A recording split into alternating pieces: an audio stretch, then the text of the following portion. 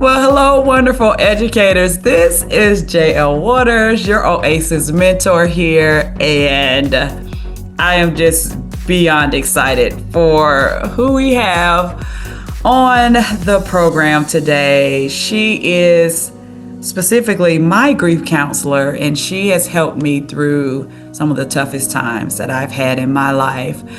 She is a grief counselor. She is a consultant. She is a life coach. She is a public speaker. And she is just an amazing person in general. I want to introduce to you Miss Debra Hanson. Yay! Hey, So happy to have you here today. I am so happy to And be here today.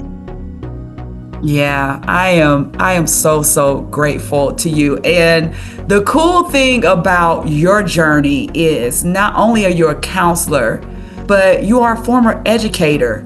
So I wanna start there and just talk about how did that journey start for you?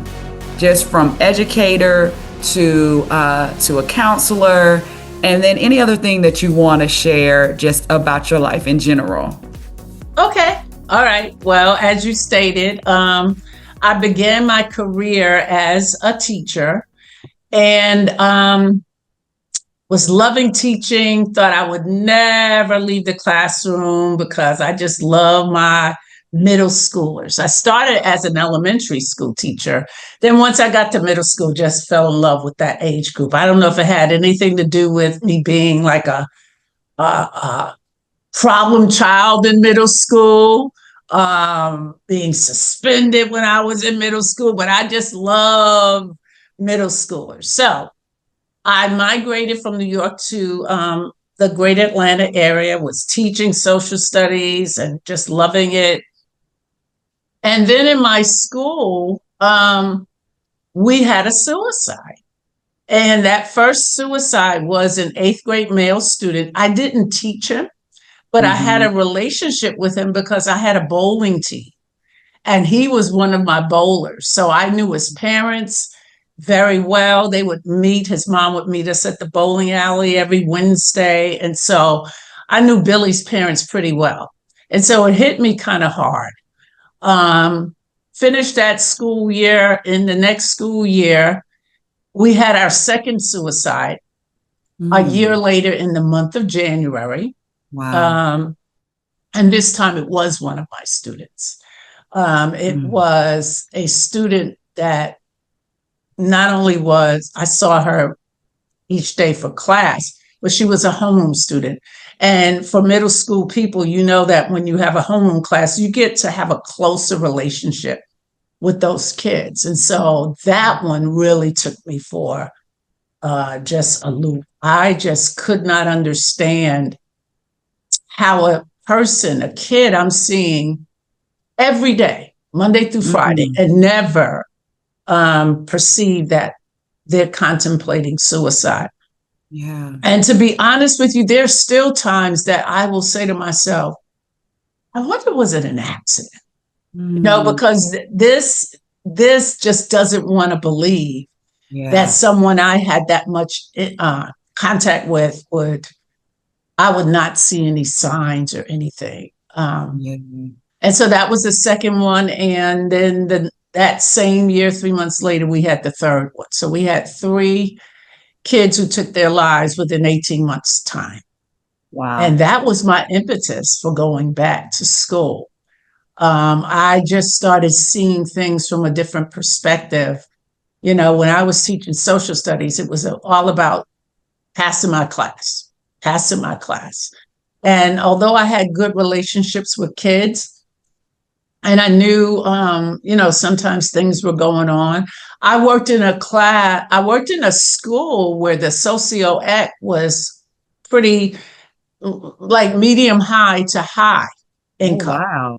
Okay. Okay. So, yeah. So I'm not working in a school where you would think, oh, there are a lot of familiar, issues going on. Mhm. Divorce, of course, was something that was pretty prevalent, but nothing that would clue me in to kids' home life problematic, and therefore you see a suicide.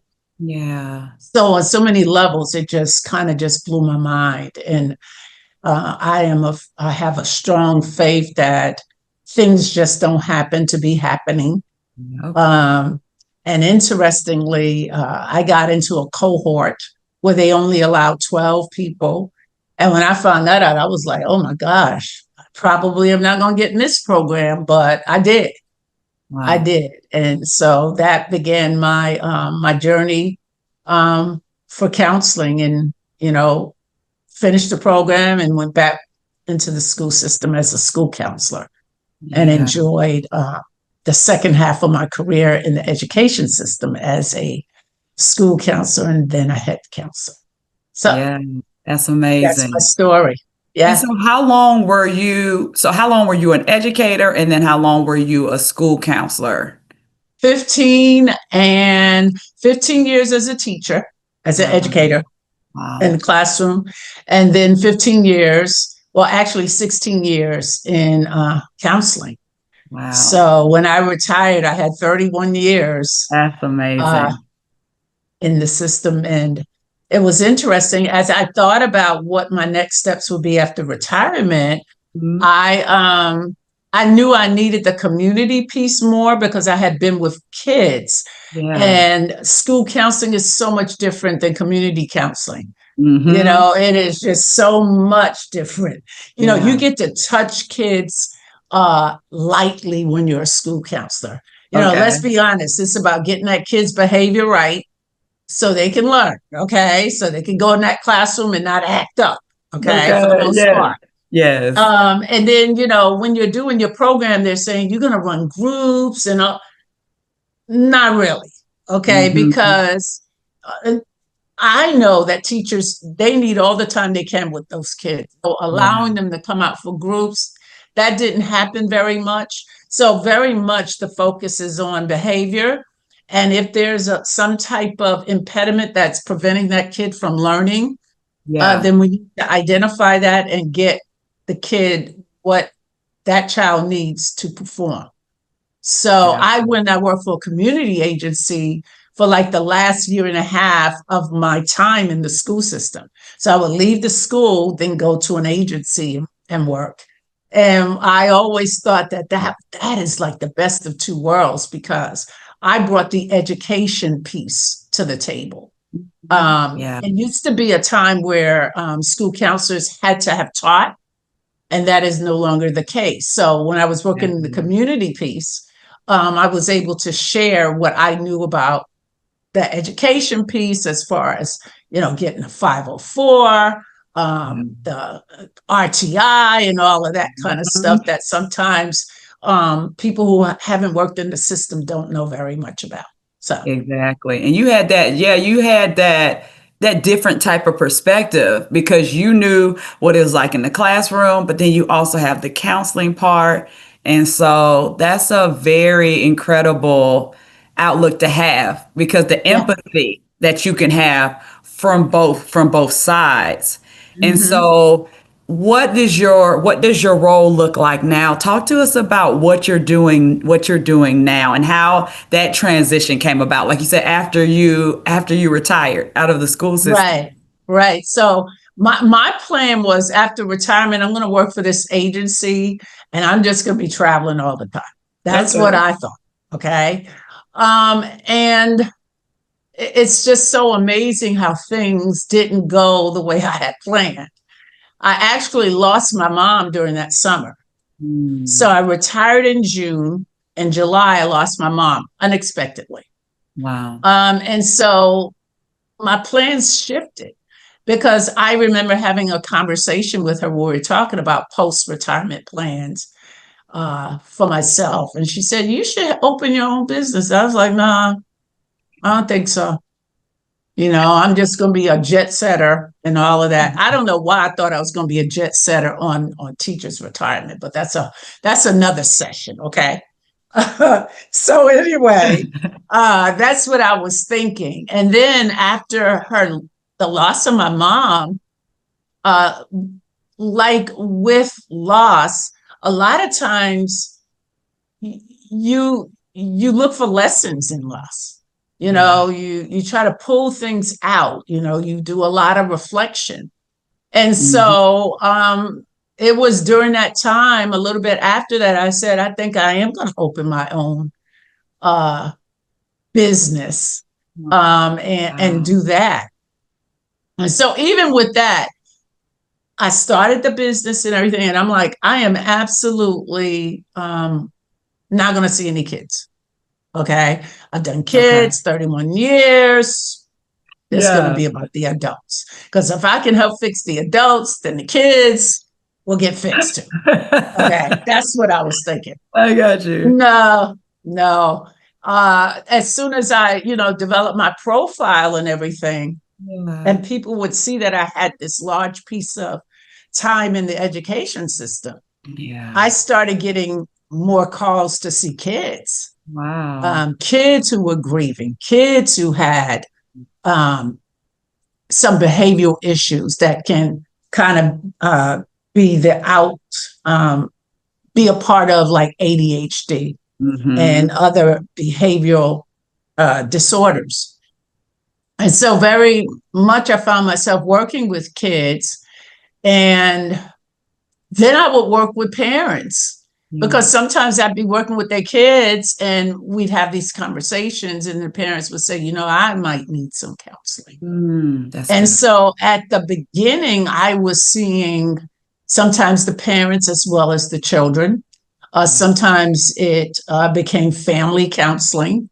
Mhm. Sometimes it became me needing or requesting to kind of converse with the dad who might not be in the household, Mhm. um, and may, from my perspective, that might be some of what the child is dealing with. So Yeah.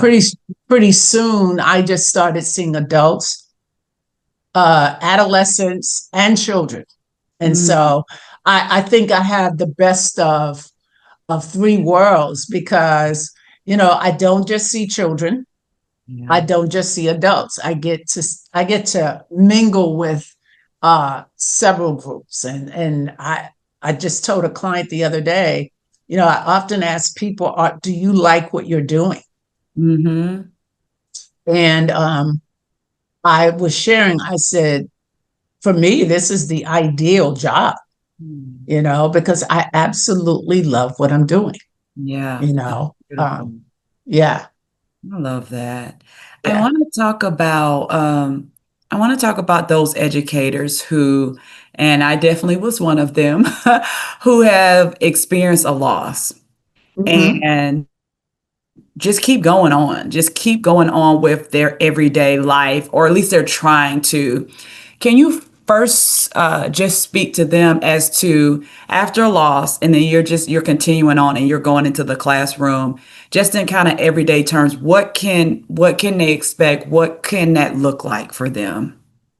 Okay. So, for the most part, I truly believe that when we have a loss, we have to allow ourselves to grieve it. Yeah. And grief can look different for everyone.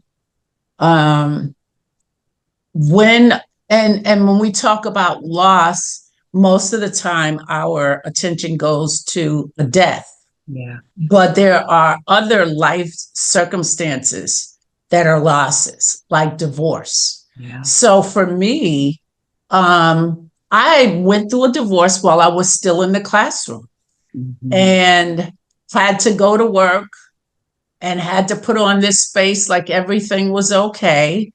And yet I was hurting so badly.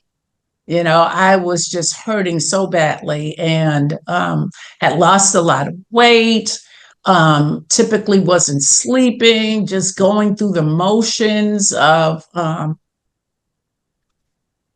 being a good employee. Yeah. And I remember my principal pulled me to the side one day and she said, "You got to get yourself together." Mm. And that was sparked by some teachers, other teachers who had commented that they would see me dozing off in the lounge during my lunchtime. Okay, my lunchtime. So I should be able Yes. to take a little snooze if I want to.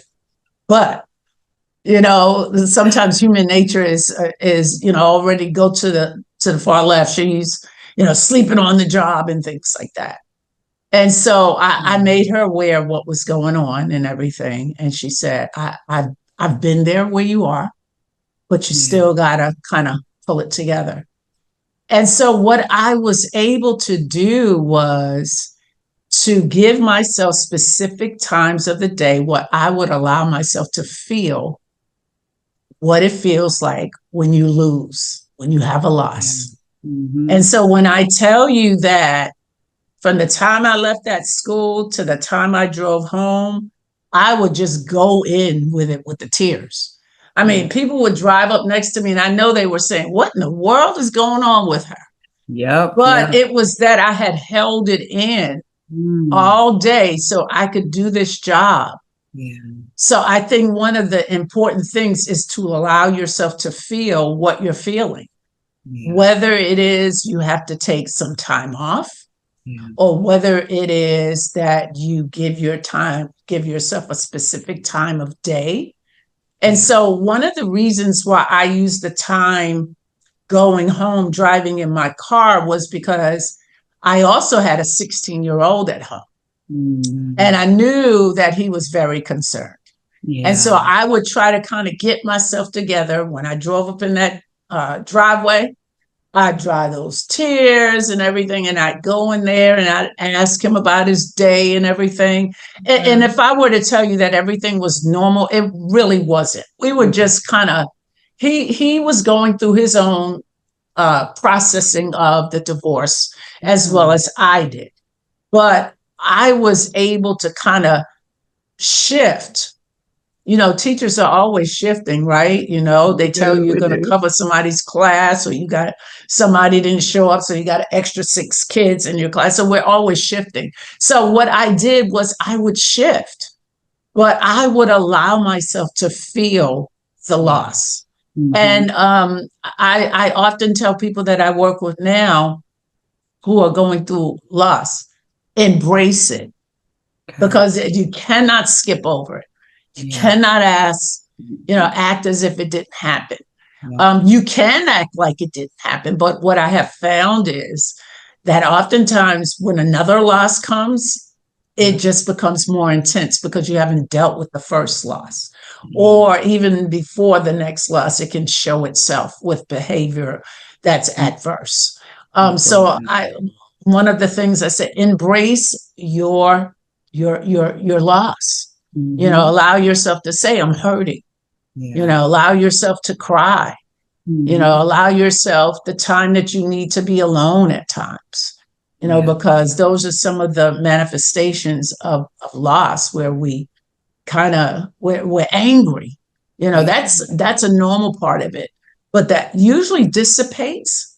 If we find that we're still dealing with a lot of anger months later, then that can be indicative of grief that's gone awry.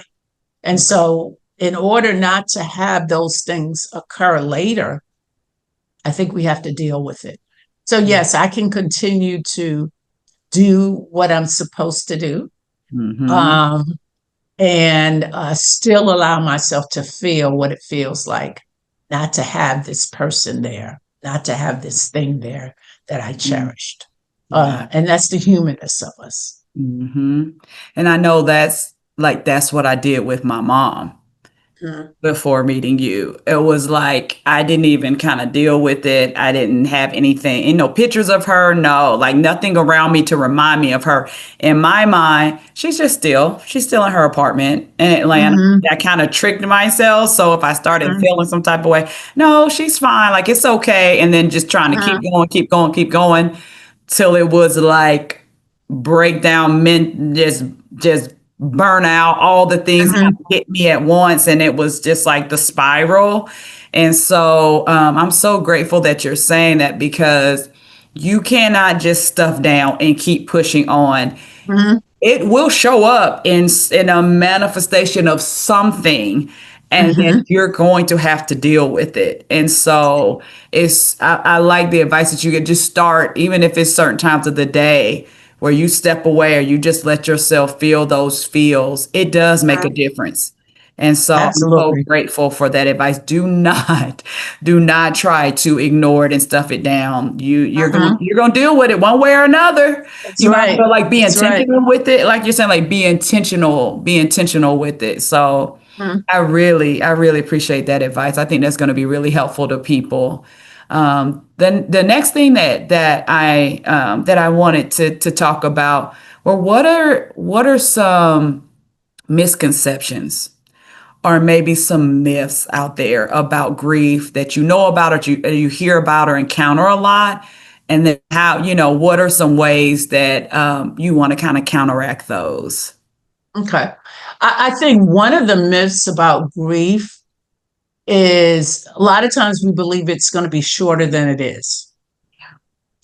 So we are looking to go back to normal, Mm, and people expect us to get back to normal yeah, a lot sooner than it's possible.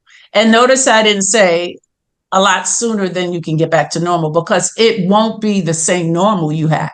yeah, no, So to expect that there are going to be some changes in you by mere virtue of the fact that now you are living life without this very important person. yeah, So this whole thing about, 2, 3 months, and some of that is contrived by the fact that we don't usually give people a lot of time off. no, Most jobs, um, yeah, you need to be finished with this by mm-hmm, this date yeah, so you can get by it.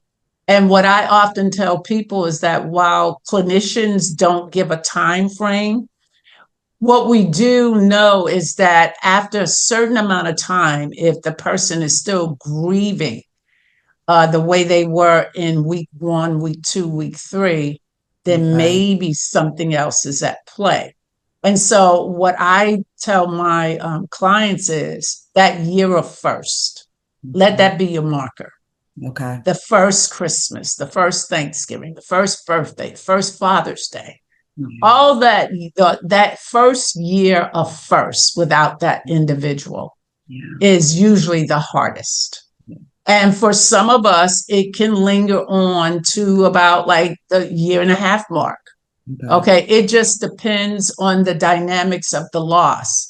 Like I have found that if a person has a loss right before Christmas, mm-hmm, so let's say they had the loss on the 20th, and so technically that 25th would be their first Christmas. But because of the upheaval of everything, that second Christmas got may it, feel like that first Christmas. So I would say yeah, I give this kind of ballpark thing of at least a year and okay, maybe up to 18 months. okay, Again, it depends on the dynamics of it. Um, so that's one myth, the length of it. The other myth is the impact that it has on so many domains of life. So mm, it's not just an emotional thing, it's a physical thing. wow, The emotions are up and down, but oftentimes people start having aches in their body. They may think they're having a heart attack. They may think there's something physically wrong because now all of a sudden they're having these aches and pains in their body. So there's a physical piece that goes with it, the emotional piece that goes with it, the social piece of isolating and not really wanting to do some of the things that you once enjoyed. The yeah, psychological piece of it, is it really true? mm, Sometimes you can find yourself asking yourself that question like 3 months, 4 months, 5 months, a year later, are they really dead? yeah, And you start thinking, hey, there's something wrong with me. Mm-mm, mm-hmm, mm-mm. It's not. It's not. There's this brain connection to loss. And one of the things we know is that uh, it's like the head, I often say, it's like the head knows something the heart doesn't want to accept. And then at other times, it feels like the heart knows something the brain doesn't want to accept. mm, So you can go like going back and forth, and that can kind of be the thing that causes you to feel like, you're going crazy And Mm-hmm. then there is the spiritual piece. Mm-hmm. If you're a faith believer and you believe that this person shouldn't have gone, God had to be making a mistake, or, whatever. Did he get it wrong? Like, how does he figure out who stays and who goes? And I know personally, when I lost a fiance, I was like, okay, God, I would have these conversations. Okay, so all I need you to do is tell me why. Mm-hmm. Okay, if you tell me why, I'm going to be good. And so Mm-hmm. I would come up with this rationale of why, and it would work for about a week. And then Mm-hmm. I go back to the drawing board and I said, no, God, that wasn't it. That wasn't it. When I got to the point where I said, you know what? It doesn't matter why. Mm-hmm. It's not going to change the fact that they're gone. Yeah. And so you can have those spiritual challenges when you challenge your faith. Mm-hmm. And so it impacts us in various domains. So that's another myth. Um, Another myth is that you go back to your normal. So you will hear people say, I just want to get back to normal. Mm-hmm. Well, normal is no longer normal, Mm-mm. and so there is no getting back to normal. There is creating a new normal. Mm. Okay. And so those are three of the ones that I think are really prevalent when I'm working with Wow. people who are going through grief. And I would say probably this last one, it's something I say often. People think they'll never smile or laugh again. Yeah. That's over. I've had Mm-hmm. this major loss. And one of the things that I say to my clients often, you will smile again. Believe it or not, you will laugh again. Yeah. Oh, no, you don't know how this feels. Yeah, I may not know exactly how you feel, but one of the things that I do know is that life can be good again. Yeah. 'Cause, I So almost those felt four. guilty. Yeah, I love that. I almost felt guilty. So when my mom passed away, that was my first like major loss. Now I had a divorce, but as far as like someone passing away, now that I think of it that way, Mhm, I've had other major losses, but the first time dealing with someone that close to me passing away. mhm, And she passed away in January. Me and my husband already had a cruise planned for February from a while. So we went on a cruise in February. We went ahead and went. I didn't want to go, but I went uh-huh, ahead and went. But I almost felt guilty to go. And then when times that we would have fun or we were at the beach or at dinner or it was music but then it was like, but wait, my mom is dead, in that mhm. way in my mind. Like my mom isn't here. She just passed away. She's not living. But I'm going to the beach. I'm going on a cruise. Wow. I'm dancing. How could you do that, Jamina? And your mom isn't here. It was almost like a guilt. Like, how can I be Mhm. having fun and she's not here? It was a weird like place that I was in. Yeah. Yeah, but you were doing So something that's very much recommended, and that's that self-care. yeah. Yeah. Self-care is so important when you are going through the challenge of loss. Yeah.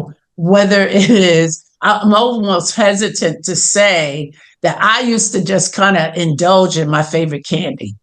Okay. And I knew I wasn't supposed to be eating that amount of candy. But here's what I say: Look, I had a loss, and I'm gonna do what I want to do. And then I Yeah. would follow it up with life is too short not to enjoy the things that make you smile Yeah. or whatever. Yeah. Yeah, you can use that rationale, but not to the excess. But Yeah. you were definitely engaging in self-care, and that's what we recommend. Take Okay. good care of yourself. Take Yeah. the time out and pamper yourself. Mhm. So goody for you. Good Yeah. for you. Yeah, I didn't Good for realize you. that at the time. But yeah, Mhm. because self care was not on my radar at all. And it's amazing how her death and working through that brought about now this was the spiral that I had from that and the burnout from education was the birthplace really of Oasis for teachers, which is Wow. incredible.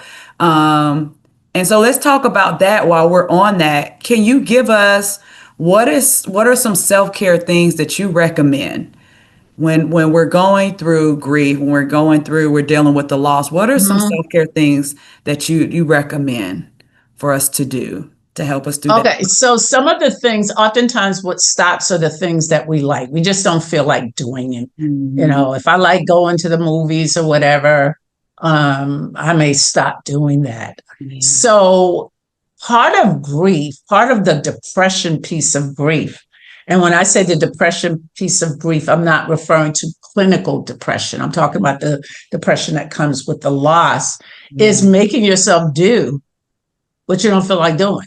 Hmm. Okay. So I often encourage people to create a routine. Okay. Okay. And so if you're working 9 to 5, Monday through Friday, then Saturday and Sunday, or Saturday or Sunday, do something that you really like to do. Do something that's out of the ordinary.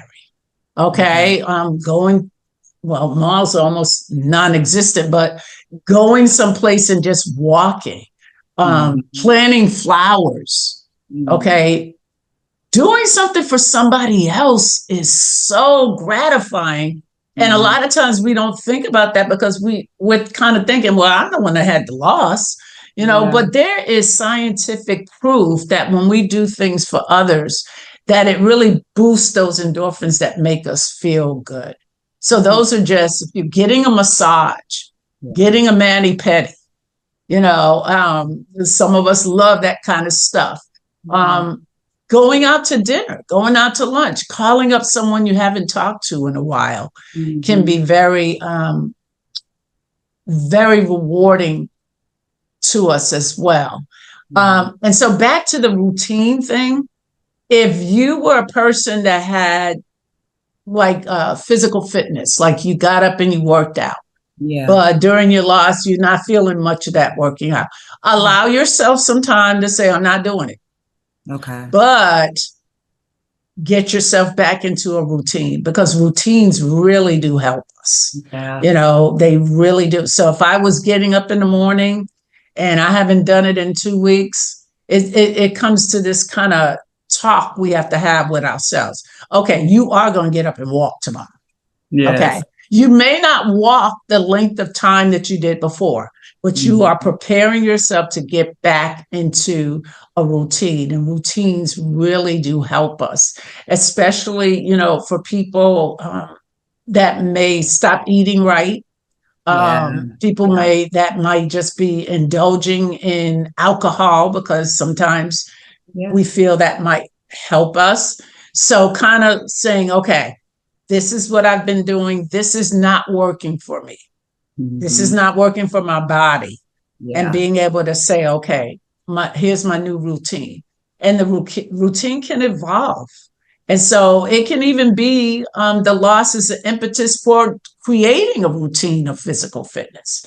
And Yeah. I stress the physical fitness piece because, again, we know that physical activity is so beneficial for us in our brains. I know when I'm finished working out, I'm like, okay, that's one thing I can check off. But we also know that it releases those feel good hormones and things. And so it is a really good practice to include some of that in a routine. If there's a uh, person of faith, you Hmm. might want to kind of, if you haven't started a routine of maybe meditation, prayer, and then I know other people that engage in yoga, you might want to kind of get those things going, because ultimately, not only do they do something for us in the brain, Hmm. but they do something for us physically. Yeah. Okay. Because you don't want to just let yourself go, period. Yes. Because then that's something else. Like when you finish, when you're kind of moving through the grieving process, and then you look in the mirror and you go, oh my gosh, now I'm going to put on this.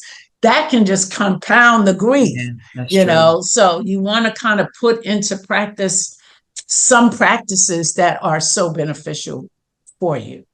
Okay. And Mm-hmm. those are just a few.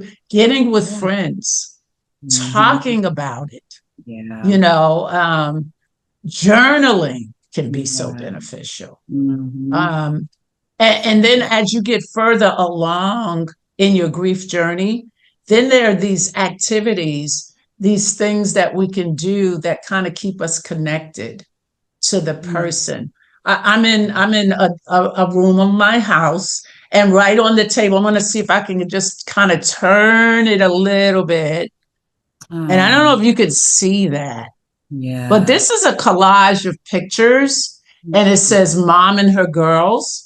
And this was a Mm. project that I worked on maybe about a year after the loss. And what I did was went through my pictures and I Mm. put them together, and I had them professionally put together by Shutterfly. And it sits on my dining room table. I see it every day. And, there was a time early on in the loss where you mentioned I Yeah. had all the pictures of my mom face down. Mm-hmm. I couldn't look at them. Okay. Yeah. And then I got to the point where I could put together something. And so that is a part of the healing also, is to keep connected to Yeah. the person that we've lost. And so projects like that can be very rewarding and beneficial too. That's beautiful. I was thinking too when you were saying that, and I know I've heard a lot about mind body connection. And then it even reminds, but about a mind, body, and spirit connection. Like it's all kind of intertwined, and doing one thing for doing one thing for one of them affects the other parts of who you are. And Exactly. yeah, that's Yeah. in a positive Yeah. and negative. Yeah, Absolutely. that's Absolutely. incredible. I have found people, there are some things that are called complications of grief. Mm-hmm. And one of the things that we know is that when there's unfinished business with that person that we've lost, Mm-hmm. it complicates the process. Wow. It doesn't mean that you don't get to the place of you've kind of dealt with the grief, but it can complicate. And so Yeah, in matters like that, one of the things I might advise would be to write a letter to the person, yeah, yeah. and try to resolve it that way. Yeah. Because we might not be able to have that conversation. And I think that's such great advice. It still kind of can give you that closure, or like you said, that conversation Hmm. that that you get to have, that you can still have. Hmm. So I think that's wonderful. Thank you for that advice. I'm interested to ask you about if it does show up differently, but how does it show up differently if it does? Within children versus adults? And then as educators for our students, what can that look like in a classroom setting? That's a really good question. And so I reflect upon when Dallas, that was my student, was no longer there. Mm, So I was deeply impacted by the loss, but I knew my students were hurting also. And so one of the things I had done in the couple of days between the funeral and us coming back to school, and what had happened, Dallas died on the weekend of Martin Luther King Jr.'s birthday.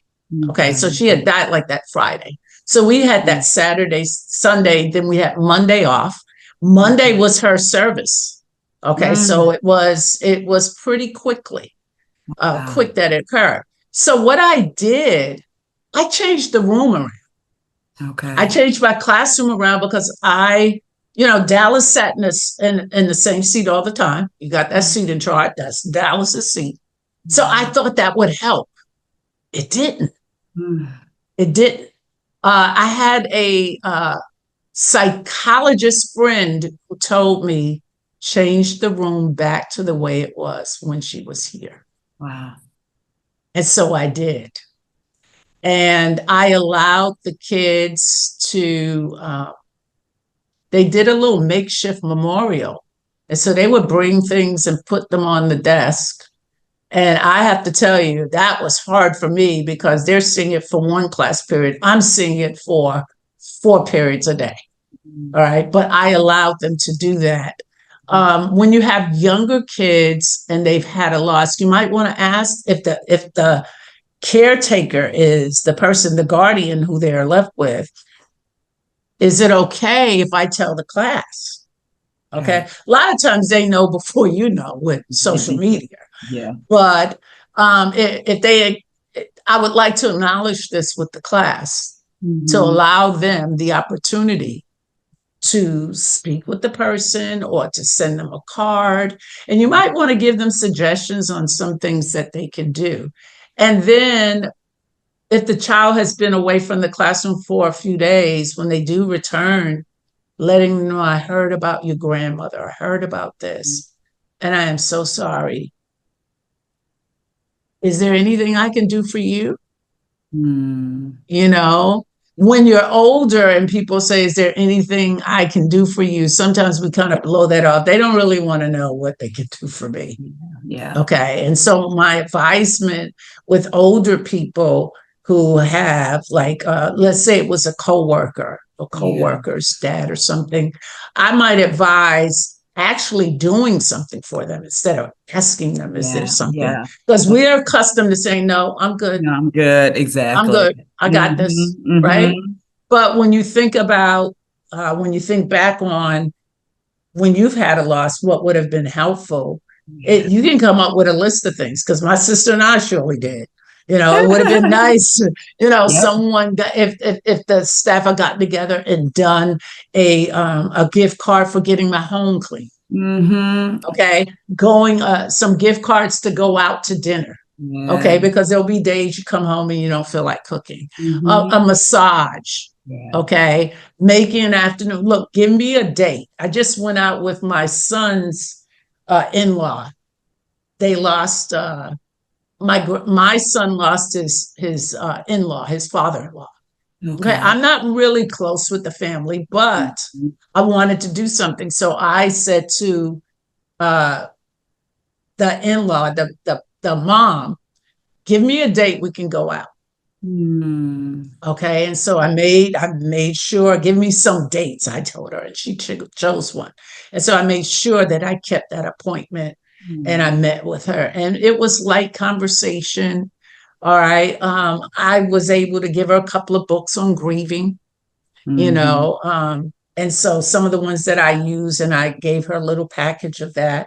And so little things that you can do for people just to let them know that you care. And I think that sometimes we don't know how to show we care, but I think what people do is they appreciate the fact that you were there.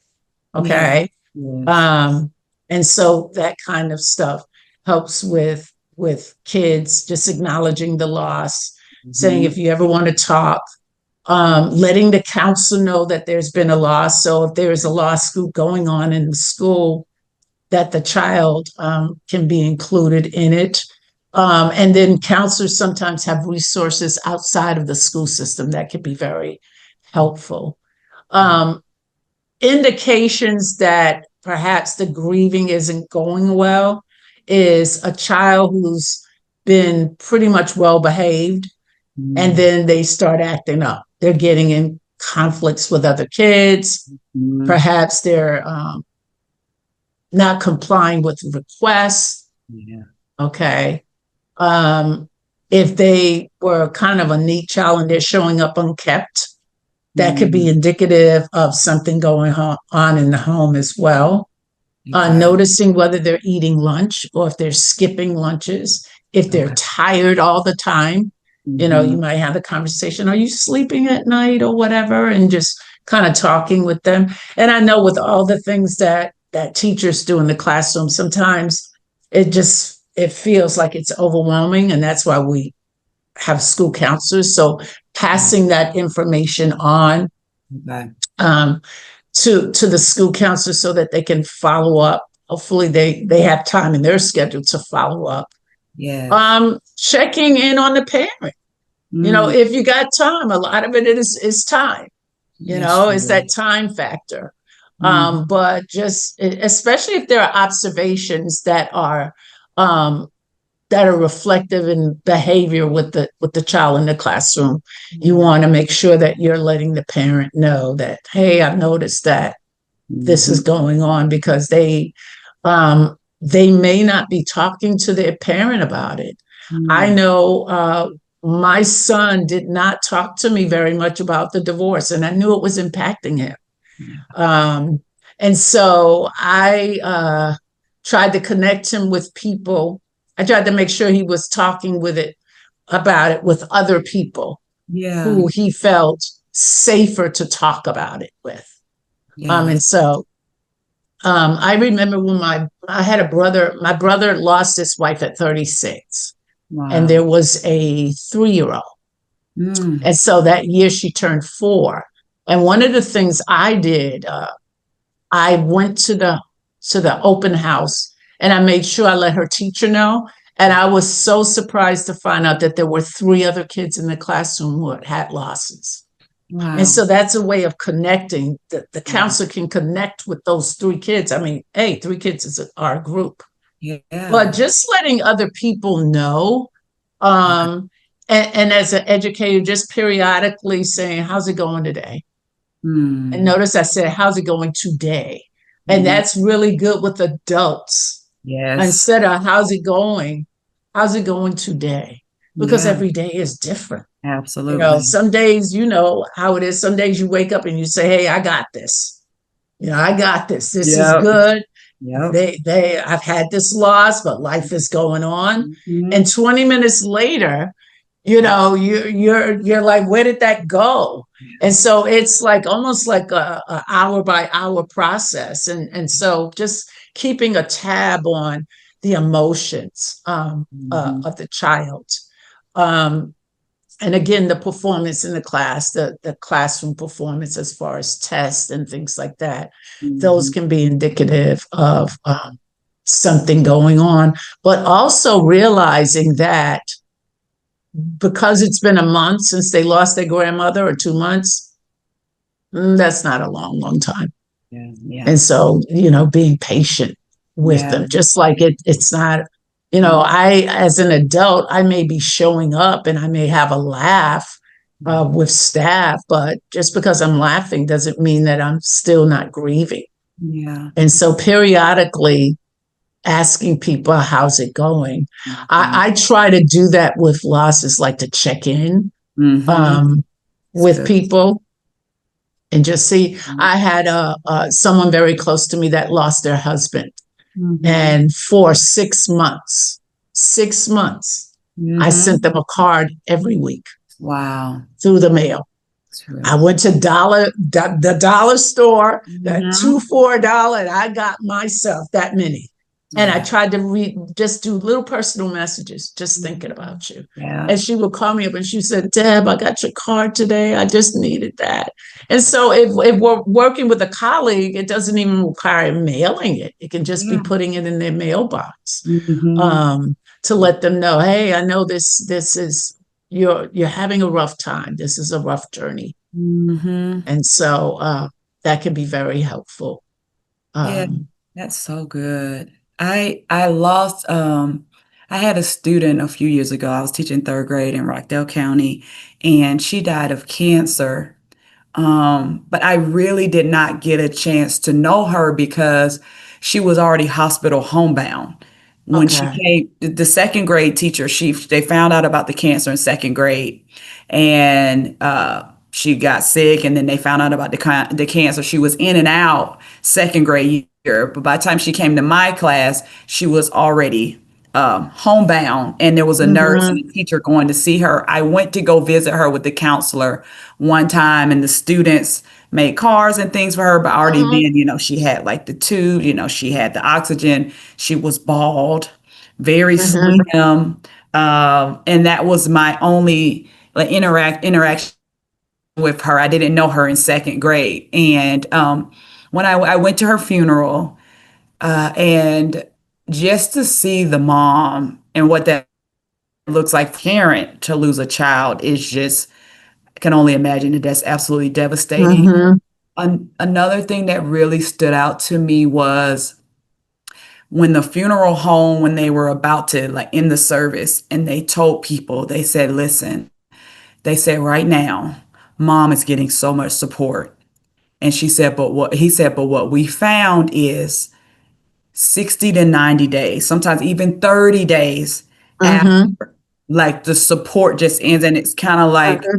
almost like the world keeps going and you're just in a Uh-huh. space like, how is the world continue? Like, I can't just go on like everything is. Uh-huh. But I've noticed even myself and that just reminded me to just continue to reach out because a lot of times by that 30 days, 60-day, 90-day, you don't hear at the beginning, it is so much support and it That's feels right. you need that. You get all the cards, you get all the text messages, all the Mm-hmm. phone calls. And then after that certain amount of time, it just drops off. And you're still, like Yes. you said, the grief, that process, it takes a while.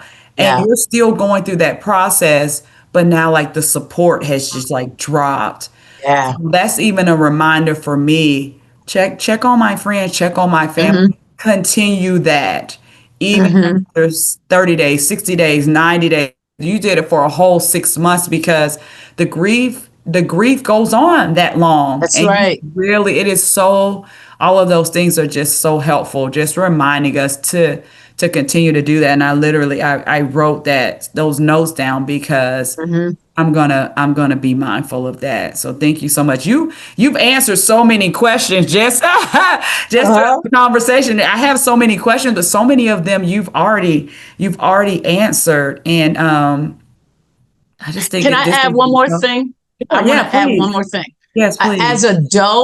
As adults, sometimes finding out, like if it's a colleague, Hmm. when would that wedding anniversary have been? Or Hmm. when that birthday may have been? And Yeah. putting that in your phone with a reminder Okay. so that you do that, so that you send, these days it's a text. And sometimes that's all Yeah. is needed is a text. I hope your day is Hmm. going well today. You know, when you're talking about a mother and their child, knowing that that child is still being thought of on their birthday, can be so gratifying. Hey, they still matter because I'm still walking Yeah. around with this hole in my chest that nobody sees. But just the fact that you acknowledged it is Hmm. put a little smile on Yeah, your face. Yeah, I know. It never, like you said, it's never the same. So I think I've heard people say, like with the child, it might be a certain year, and they're like, my child, they would have been 50 this year. Had an aunt that's say, right. yeah, I remember that's right, because they would have been 50 this year. Or I noticed too, even when really good things happen, then it's like, oh man, like for example, Oasis. I'm like, Ma would have been watching my videos and she would Yeah. have been like, Jameen, I really love your Oasis videos. I saw this one and this one. Or now that my two girls are graduating college in December, and to realize like, oh, mom won't be at the graduation or dad won't be there, or, certain things happen and you want to call them to tell them like, hey, this happened. And then it's like, oh, or Yeah. weddings are coming up eventually, and grandchildren, and they would have had great grands. And I think those little things that happen in life and those milestones and those birthdays, it's like those little reminders of them not being here. But I think the difference is over time. I know for me, and you can speak to it, uh, like you said, it's more of a smile versus Mm-hmm. hurting certain songs. I could not, and there's still some. I can't listen to certain Uh-huh. songs right now without crying and feeling. But then there's other ones or certain things that happen, and I feel the smile of the memory Yeah. versus that Yeah. really painful, hurtful loss feeling. And maybe it's Yeah. a natural thing, a progression. What are your thoughts on that? I think that goes back to one of your other questions about when grief is not kind of like normal. So when Yeah. we get, let me first say that we don't put a time period on grief. But Right. here's something that we do say that most clinicians that are well trained in grief will say that grief never ends. And that can be overwhelming when people say, oh, it never ends. Oh my gosh, I'm always going to feel this way. No, what that means is that we find a way to continue bonds. It's called continuing bonds. So the fact that I have the picture there, that's continuing bonds. The fact that sometimes I look at my sister and I say, hey, you look just like mommy. Or she says something and I'm like, mommy would have said that. Those are the things that keep us connected. And that's a way of measuring your growth. When we move to the point where we can talk about them and have those laughs, we are continuing the bonds with them. When I go to my father, it was my parents' house, and I see the flowers, and my dad continues to say, your mom planted that. Okay, those are the continuing bonds that we have. So when a person moves through the grief cycle and they get to the point that they are moving forward while they still can look behind, that's when we say, okay, all right, they have moved through the grief journey and now they're in a different place. And so you should be able to see your growth. When I'm working with someone who has had a loss and it's been, say, a year or longer, and they are still in my office crying as if it happened yesterday, then I need to look at perhaps this may not be grief anymore, because grief can morph into a clinical depression. Okay. And the way we tell the difference between a clinical depression and the grief depression is that the depression with grief dissipates after a while. Clinical depression, it's there, it's there. And so they're treated differently. Sometimes doctors will give medication for both, but basically as a clinician, I'm treating it a little bit different, the clinical depression from the grief depression. And so you measure those things. If the person is still unable to go to work after a year, then that's indicative of something else going wrong. And it doesn't necessarily say that there's something that person did. It's the way they process it. The way they process it. I'm working with a young woman who lost her husband of 27 years. And it's been over a year. It's going on 2 years. Well, something that's indicative of now maybe a disorder. And I want to make that distinction. Grief is not a disorder. Okay. So we don't say it's a disorder, but it can morph into a disorder. Okay.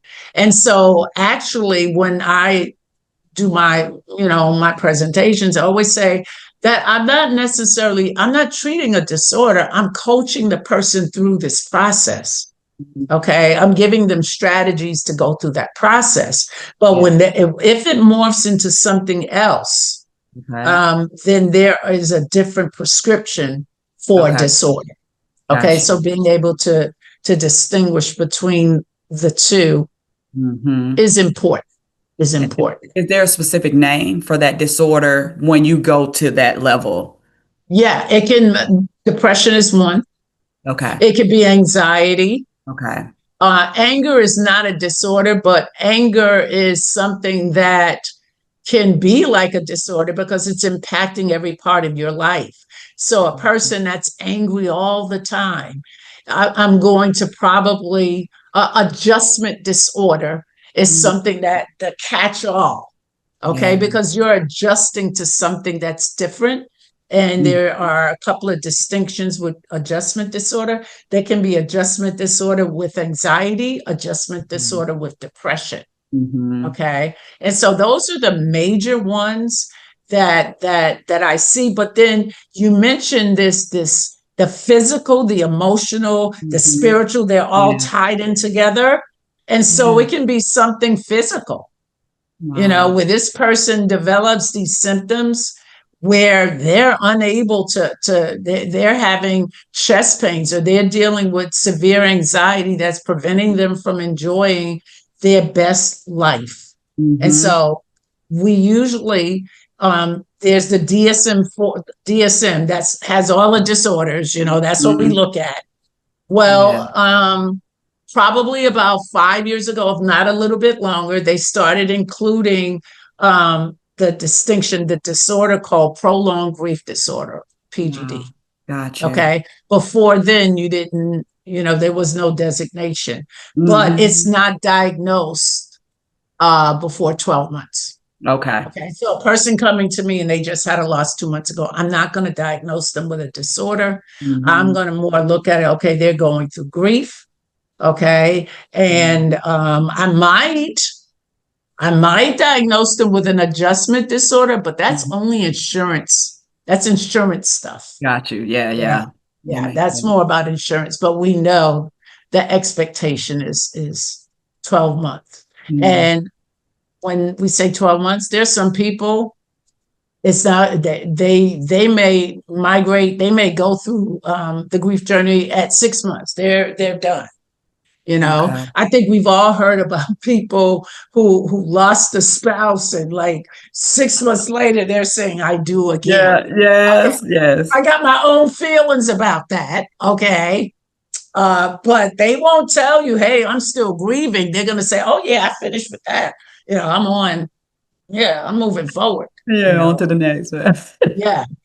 But it could be something like, hey, I don't like being by myself. Hey, I got to get somebody here to fix this dinner. That is true. Especially for the men. So it can be a combination of things. Yeah. I feel like men move on quicker than women. Maybe, I think the data will prove you right. Yep. Yeah, the data will definitely show that to be a correct assumption. They do. Yeah. There it is. Yeah. But, that's, just a little offshoot of that. Like when we talk about depression and anxiety, women are diagnosed with that far more greater in greater numbers than men. And so the question is that because men kind of keep it in?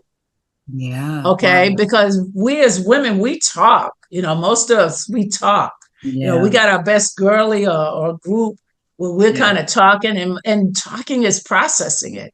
Whereas sometimes you don't see that with men. And so hence they may be experiencing depression and anxiety at those numbers, but because they don't show up in offices, for a diagnosis, then we're left with the people who do. So men and women are different. They very much so. Do you and this is kind of off, it just came to my mind though, and I'm just curious, do you think that a person can die from a broken heart or from grief? Oh yes. Yeah, there's a body of literature out there that shows that can happen. Wow. When you start talking about person, I once had a pastor I was working with. He'd been married 41 years. And I remember the first time he came in my office, he says, look, I'm not one of those that didn't like being married. Okay. I love my wife. He said, I loved her. And he said, I'm having a real hard time with her. I think you can die of a broken heart. I think it's the dynamics of the relationship. Like what I have found is that when you've got a good support system, that's really a good support system, they help you through the process. They can help you through the process so you don't have those extended times of being alone. Okay. And then I think the number of years can contribute to it as well. You've got people that are, I'll give you a case in point. The first President Bush, when the wife died, I think it was the wife who died first. I said, it's not going to be long. They had over 60 years, and even though they had a good support system, I'm sure, Yeah. But just through listening about what they did, how they met, you know, all these different things that Mhm. show this relationship was like the be all end all, you can get that feeling it's just not going to be long for the person. And Mhm. so, yeah, there is some research that shows that there have been people who just um, died and there Mhm. was nothing anatomically wrong with them, you Mhm. know. And so, yeah, that broken heart, you know, a lot of times, you know, people use that term so loosely that it's hard to believe that it really exists. Oh, I got a broken heart, and then the next Yeah. week you're back with, so you got a new partner. Okay. Yeah, so sometimes people kind of just like, yeah, okay, you got a broken heart. But I do believe that there are people who experience that, and there's some research that does show that. Okay.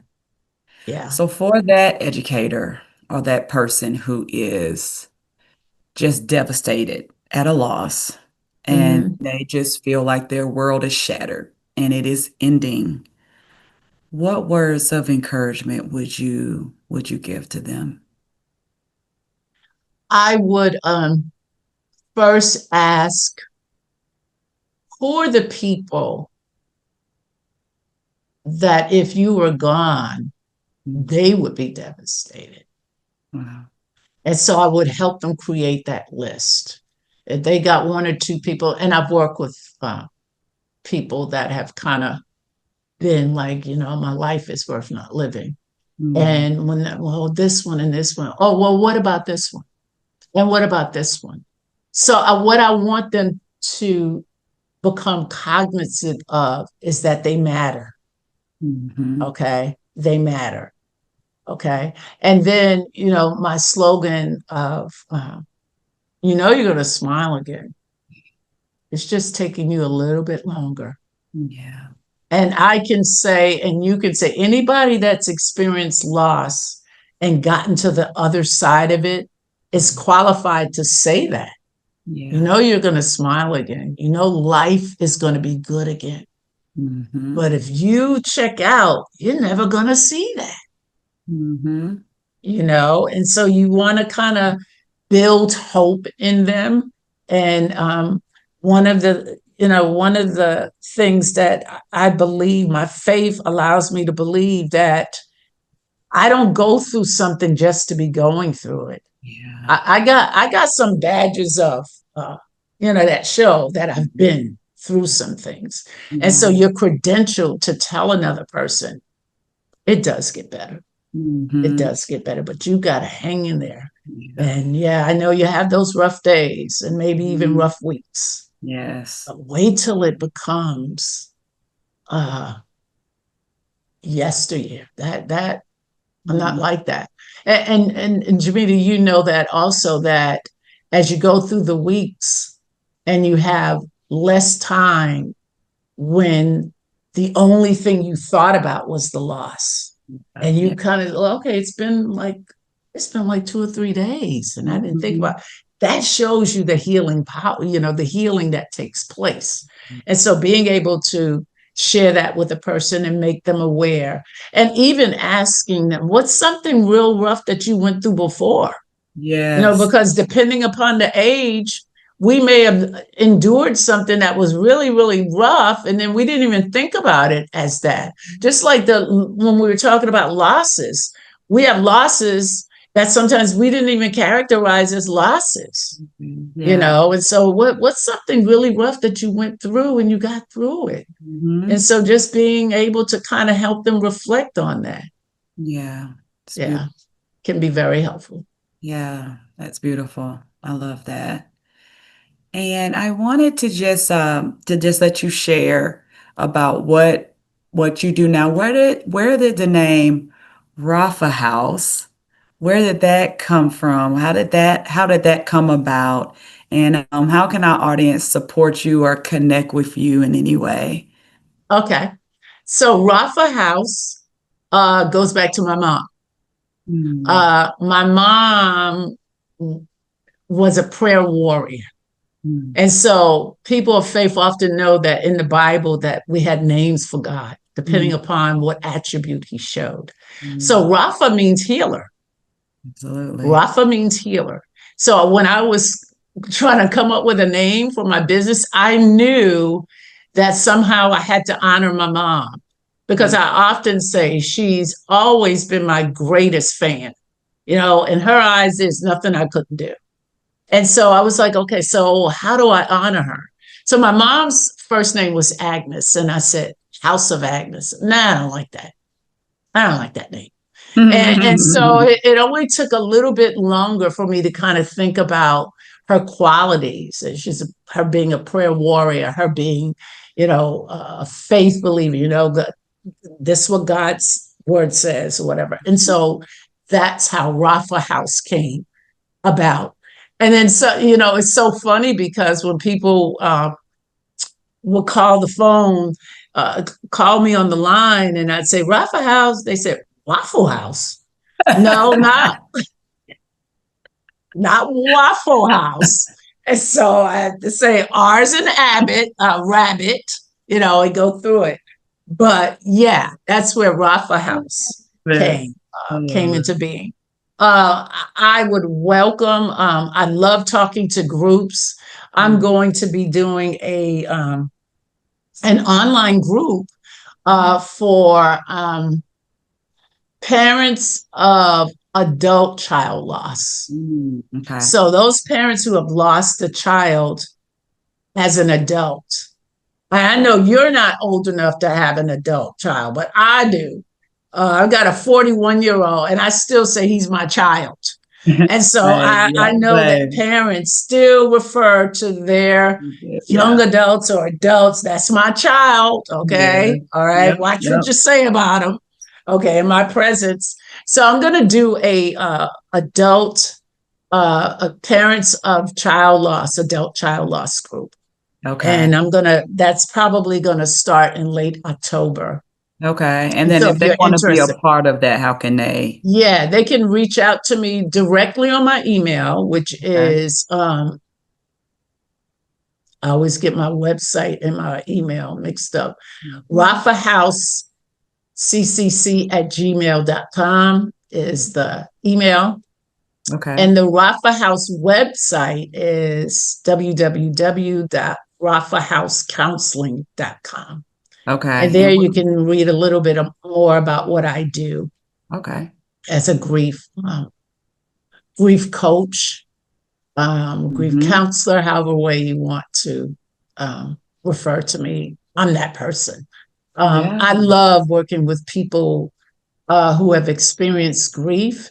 And I think that goes back to the part of me being the educator piece. You know how you feel when your kid gets it in the classroom, they get a concept. The light bulb. Yep, that light bulb goes on and you just like are elated. That's how Yeah. I feel when a person gets through the grieving process and they say, wow, hey, all Yeah. right, Yeah. I know what you mean. Or Mhm. you seeing them do something that they wouldn't have done had they not experienced the grief, like you said, Oasis. Yeah. It's beautiful. It's just, it's remarkable when you take something and you're able to say, this is part of what I got from it. And so Yeah. that's the reward for me when I Mhm. see people that get to that point. Okay, Yeah. all right, life is good again, or life is getting good again, Yes. or I see a Mhm. light. Yes. I'm filled with hope again. That's so Yeah, beautiful. I yeah. just want to acknowledge you, Deborah, for just the amazing person you are. And man, all of the years of the experience and all the things you've gathered and you've gleaned, and how you're helping people, including myself. I am one of your clients, to get through that grief process. And I remember I was just at such a low point, and you were just so instrumental in my healing I process. And appreciate I that. can only imagine how many others. And I just wanted to just acknowledge you and thank you for Thank you. just allowing God to use you in that way and continue because then you've been there for me through my mom and now my dad, and Mhm. we're just going to continue because it's Yeah, been so helpful and beneficial. And so well, I thank appreciate you, that. thank you so much for just allowing God to use you and the gift Yeah. that you are. So thank you again. And thank you so much for this conversation today. I pray that it helps those who are going through any type of Hmm. loss and Hmm. grief, because it is so important to realize, like you said, it is a process, it is a journey, and there aren't just these stages and there aren't just these steps and boom, you're done. That's not Hmm. how it works, and you shared that so eloquently with us today. Any parting words before we wrap it up? And we will have your information in the description Okay, for great. people to reach out to you if they like. Yes, I welcome that. Let me just also say how proud I am of you, to see the evolution of Jamina is incredible. It's just like when you have that kid in your classroom, you may not see everything that year, but that next year, that teacher says, you did a good job with them or whatever, because now they're doing this and now they're doing that. That's how I feel when your name comes to mind. I have directed a couple of people to your website because I realize the work that you're doing. And so all of us have uh, these reasons why we were created. God always knows what we're going to be and what we're going to do with what happens. And I'm just always blown away from the physical change that you stuck with and all the other kind of stuff. So, um, yeah, yeah. Getting emotional, Deborah. Good. So beautiful. Thank you so much. That means the world to me. That means the You're world. very welcome. You're very welcome. Well, Anytime. yeah. Anytime. Okay. Absolutely. Anytime. I'm so grateful and so excited to just see what God is just gonna do. Okay. Yep. All right, let's see what he has for us. So Okay. again, thank you so much for joining us today. Again, like I always say to my wonderful educators, there is so much greatness in you. Go forth and be great. And I'll see you next time in the Oasis. Okie doke.